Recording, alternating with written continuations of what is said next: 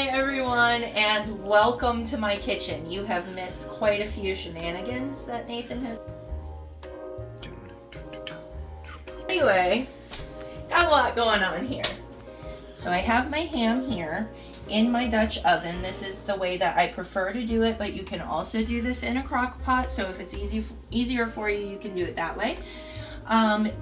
It really just depends on how your ham fits in your pan that you're doing it. You can do it with the face side out, or you can do it this way. This way just gets more of the crust on there. What I have in my little tiny saucepan right here is 2 tablespoons of butter that I've just melted down and about 3 tablespoons of honey. So I have my oven preheated to about 350. It really should be 325, but I have something else going on in the oven, so it's going to be 350 today. So what we're going to do with this honey and butter mixture is just glaze our ham with it.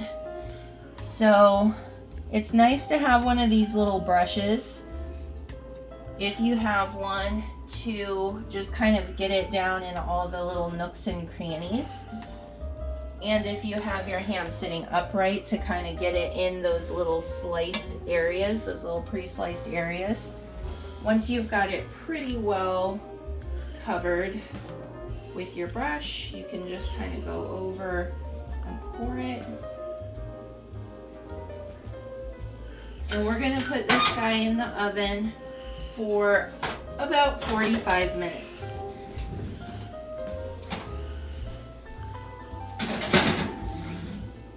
You can cover it with foil if you want to. Since the front of my ham is actually downwards today, I'm not really concerned about that.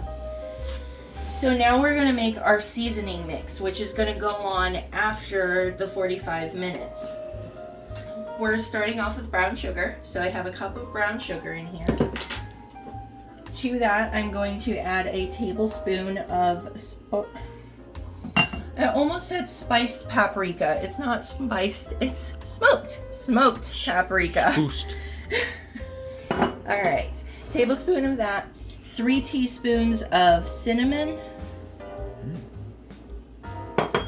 2 teaspoons each of onion and garlic powder,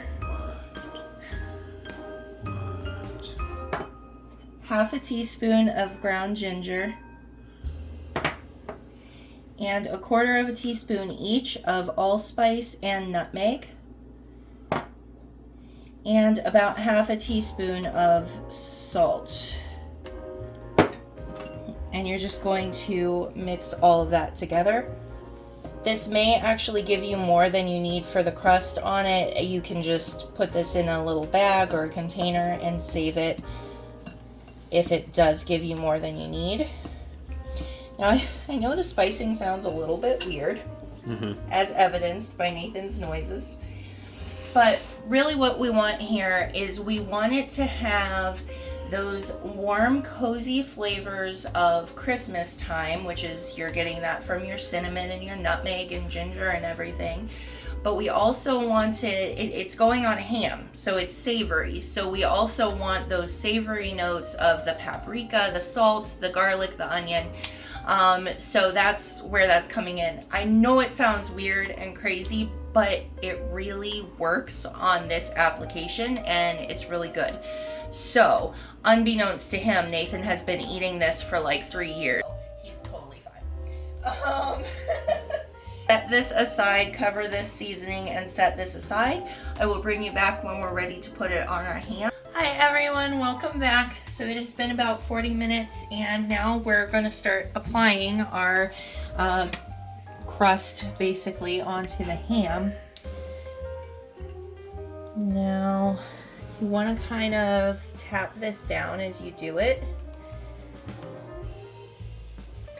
And it's not going to be perfect. It just isn't going to be no matter what you do.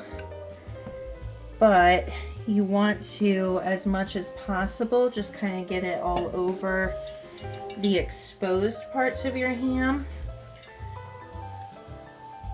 And if you have any little slices like this, you can kind of get it in between those slices.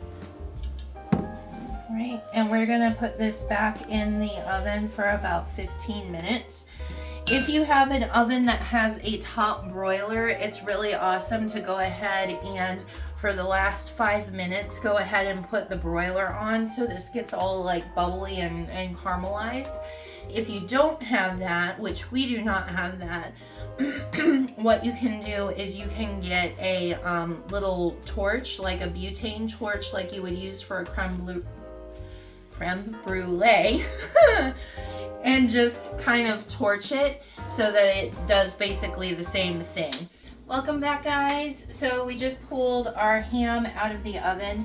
You can see there are still some bits that aren't like totally caramelized on there, but there are some caramelized bits. So basically the caramelization is what you're gonna get if you put it under the broiler. Now I'm actually perfectly happy with it just like this, so I'm not going to torch it or anything like that. But if you prefer it a little bit more crusty, then just broiler or blowtorch. Well, a brulee blowtorch. So that is your ham. I hope you guys enjoy it and have a great day.